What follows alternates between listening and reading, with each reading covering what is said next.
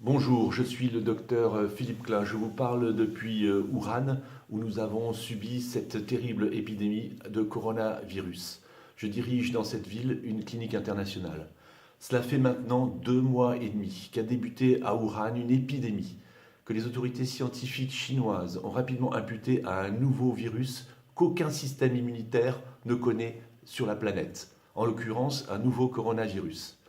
C'était pour nous une situation inédite, avec un ennemi inconnu et invisible, et il a fallu s'adapter jour après jour et lutter dans une véritable course contre la montre.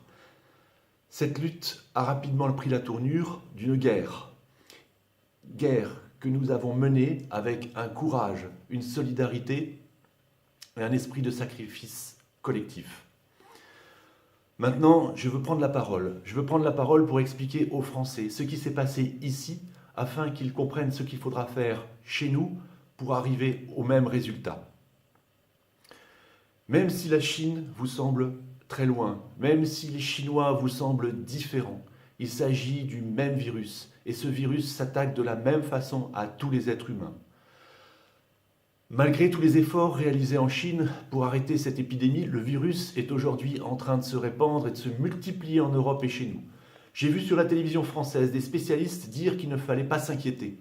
Alors que la situation se détériore rapidement maintenant en France, ils se rappelaient, ces spécialistes, tout à coup, que le virus était passé par la Chine, que l'épidémie était maintenant finie en Chine et qu'il allait en être de même en France, peut-être sans trop rien faire. Alors, il s'agit là d'une méconnaissance totale de ce qui a été fait ici à Wuhan et dans le Roubaix, de cette guerre implacable qui a été organisée contre le coronavirus dans l'optique de protéger la Chine continentale et le monde, d'éviter une surmortalité et de permettre aux habitants de reprendre une vie normale, une vie sociale normale le plus rapidement possible. Écoutez-moi bien, les Chinois vont gagner cette guerre. Ils vont gagner cette guerre contre la montre en 3 mois. Mais il faut que vous sachiez à quel prix. Vous devez absolument le savoir. Les premières alertes d'une probable épidémie à Wuhan sont arrivées fin décembre 2019. Puis les cas ont augmenté jour après jour pour s'accélérer après que l'on ait eu l'annonce que la transmission pouvait être entre les êtres humains. Les autorités chinoises, elles ont alors réagi en mettant en quarantaine la province du Hubei, où se situe la ville de Wuhan. Ça veut dire mettre en quarantaine 56 millions de personnes. Ils l'ont fait le 23 janvier 2020. Au début, il s'agissait d'arrêter les transports en commun, les commerces, fermer les gares et fermer l'aéroport international, fermer les frontières de la province. En ce qui concerne les écoles, fort heureusement, elles étaient déjà fermées depuis plus de 2 semaines, car nous étions au moment du nouvel an chinois. Les gens pouvaient à ce moment-là toujours se déplacer pour aller s'acheter à manger ou bien pour se promener. Pour nous, les médecins, il fallait absolument s'adapter à cette nouvelle situation. Nous manquions de masques, nous manquions de protection, nous manquions de lits. À ce moment, la prise en charge des patients présentant des symptômes peu marqués, c'est-à-dire 85% des personnes dans le cadre de cette infection, étaient confinées à leur domicile. À la mi-février, les autorités chinoises ont constaté que toutes ces mesures étaient insuffisantes. L'épidémie n'était pas contrôlée après 3 semaines de quarantaine. Et donc, il fallait absolument intensifier la guerre. Et c'est à ce moment-là que les autorités chinoises ont pris 2 mesures radicales qui ont changé le cours des choses. 2 mesures radicales qui ont permis de finalement contrôler en 4 semaines l'épidémie. La première chose a été qu'ils ont imposé un confinement strict à toute cette population de 56 millions de personnes, c'est-à-dire la nécessité de rester dans ces appartements. Et ceci a été permis parce qu'il y a eu une solidarité autour d'une chaîne logistique pour alimenter toutes ces personnes, pour leur apporter à manger. La deuxième mesure qui a été déterminante, c'est la nécessité, l'obligation pour les personnels médicaux de caractériser tous les cas de patients présentant le coronavirus, c'est-à-dire de sortir de la population ne présentant pas le coronavirus, tous ceux qui étaient infectés, de façon logique à arrêter l'épidémie.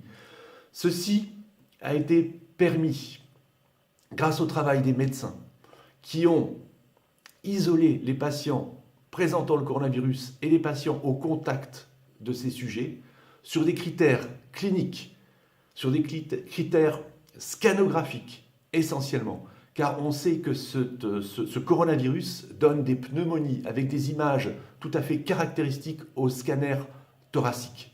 Et puis, ils ont aussi réalisé des tests PCR, mais ils se sont rapidement rendus compte qu'il y avait beaucoup de faux négatifs.